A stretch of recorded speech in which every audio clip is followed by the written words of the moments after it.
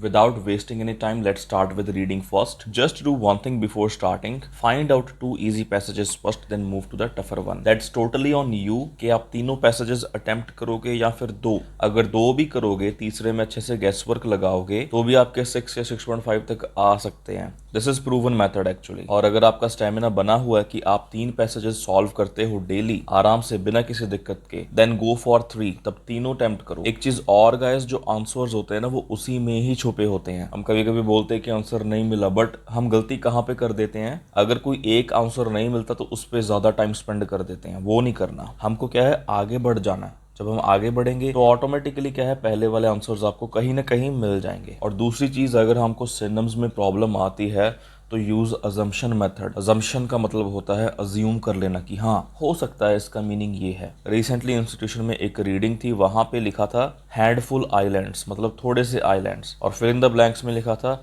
Few dash. तो वहां पे एक स्टूडेंट ने हैंडफुल आइलैंड्स लगा दिया, that means few handful islands. But वो हैंडफुल जो होते हैं उसका मतलब तो थोड़े से, तो वो फ्यू उसकी जगह पे ही लगा था. यानी कि हमें ये माइनर मिस्टेक्स नहीं करनी और अज्यूम कर लेना कि हाँ इसका मीनिंग ये हो सकता है. ये टेक्निक फॉलो करके आपका स्कोर आ सकता है 6 या 6+ आराम से. Now what about listening? Just concentration lose मत करना, क्योंकि रिसेंटली एक स्टूडेंट के साथ ऐसा हुआ है, उनके सभी में बढ़िया स्कोर आए हैं, ओवरऑल 6.5 बन रहे हैं, बट लिसनिंग में 5.5 रह गए क्योंकि उनकी कंसंट्रेशन जो है वो काफी डाउन थी. कैसे? क्योंकि वहां पे जो इन्विजिलेटर्स थे उन्होंने क्या किया, एक स्टूडेंट लेट आया था तो उसको कभी आगे शिफ्ट कर दिया कभी पीछे. उस वजह से क्या है, वो बंदा डिस्टर्ब हो गया. तो हमको इस चीज का ध्यान रखना, हमको डिस्टर्ब नहीं होना, कंसंट्रेशन अपना इंप्रूव करके चलो कि हाँ बस मेरा ध्यान इसी में हो, दैट्स इट. इसमें भी यही चीज करनी है और रेडी रहना कि कभी कभी लिसनिंग फास्ट भी आ सकती है. मैंने इंस्टीट्यूशन में चलाई थी एक बार, स्टूडेंट उसको कैम्ब्रिज ही समझ रहे थे कि आराम से चलेगी, बट नहीं, जब उसने स्पीड खींची तो इतने सारे आंसर्स रह गए उनके और नंबर वही 19-20 आए थे. वही चीज यहाँ पे भी लागू होती है. आप अपने हिसाब से 100% रेडी रहो कि कैसे भी लिसनिंग आ सकती है. 30 मिनट्स की लिसनिंग में 30 मिनट्स अटेंटिव रहो. Now in writing you have to do 2 things. एक राइटिंग के पहले, एक राइटिंग के बाद. जैसा मर्जी टॉपिक आया हो, अगर आप स्टार्ट ही कर दो ना